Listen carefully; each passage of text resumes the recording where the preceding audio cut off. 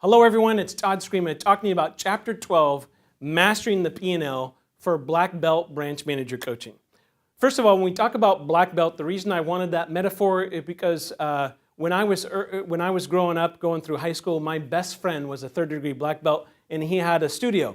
And I decided that I wanted to get into martial arts. And so I was pretty good at it because I was a fairly good athlete, and I have really orangutan arms. I have the reach. I'm 6'2", I've got the reach of a 6'8" guy. And so in martial arts, you score points by hitting people. And so long legs, long arms, I was pretty good at it. So one day, I went to the Oregon State Karate Tournament, and I got first place for my division. And I was really puffed up about this time. I got first place about 5 times in a row now, and I was kind of strutting my stuff. And we were getting ready for another big state tournament, and he says, "Todd, I brought in a buddy." And I was, at the time, call it a orange belt or green belt or something. And there was a guy who was brown belt, which is just below black belt. And so he's like 5 belts above me or something like that. And he was a professional karate fighter. And this guy proceeded to beat the crap out of me for 30 days in a row that he was in town training with me. And it was the most brutal experience I've ever had, because I thought I was pretty good. Like, I literally was getting, thought I was pretty good, and this guy just creamed me. So what does this have to do with P&L? That's what P&L is like for me. I spend my whole life. I just yesterday looked at a P&L, and one branch made $11,000. $11,000. So we've got this whole crew of people working their tails off to make $11,000 profit, taking all this loan risk, all that stuff. Then I look at another P&L, made $444,000 net profit. Which do you think I like? Okay? So the question is, well, how do you do that? The first thing I'll tell you is this. There's not a person listening to this that can't be the second P&L. Okay? There's not one person. So this is the basic idea that people miss. The reason we're going through all this black belt stuff and learn this management and leadership techniques and practices is so that we can have the second P&L and not the first P&L. What I can tell you is that from a P&L standpoint, in the book, there's something called capacity curve. And this is the secret. So I'll give you an example. Capacity curve is just how many loans we can close when people are working a 40-hour work week, okay? And what you're going to find is that profitability does have to do with size of the branch. It's hard to make a lot of money under 30, 40 closings a month. You're just not going to make much money.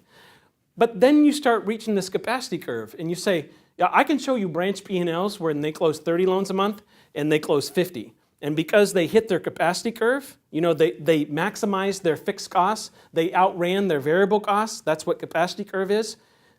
The difference between this P&L that closed 30 loans, maybe they made $10,000, but then when they closed 50 loans, all of a sudden they made $70,000 in a month. That's the key to making money. That's the key. So when I talk about stacking your recruiting team, working in teams, all of that stuff, all of that is about so we can consistently close loans to maximize profitability. When you look at great companies, this is the one thing they always have in common, is they know how to stay at or above or a little bit below their capacity curve with a lot of consistency. Now, at a branch level, because we are in a business that has cycles, if you can hit your capacity curve plus or minus 20%, 10 out of 12 months, 9 out of 12 months, you're going to run a branch that just screams profits, okay? If you're going to be a branch where you only hit your capacity curve plus or minus 20%, 6 months out of the year, and the other, so here's most branches. They'll hit their capacity curve or around their capacity curve 6 months a year. 3 months a year they have a loss, and 3 months a year, they broke even. You're not gonna do that well. So the difference around this P&L stuff, it's all about how to leverage the P&L so that we can consistently hit our capacity curve. And the difference is either scratching by and making a little bit of money or literally needing a wheelbarrow to bring the money to the bank. That's the difference. I see it all over the nation. I teach people how to do this professionally. I do it in Summit. It's the whole reason we like bigger branches than smaller branches. It's no comparison. No comparison as to what the P&L difference is. One of the main reasons at the end of the day we want to run a business is we want to make a profit and we want to do a great job for our clients. Our clients are the employees, the realtors, the builders, and the borrowers, okay? If you keep those two focuses, then everything else is going to fall in line.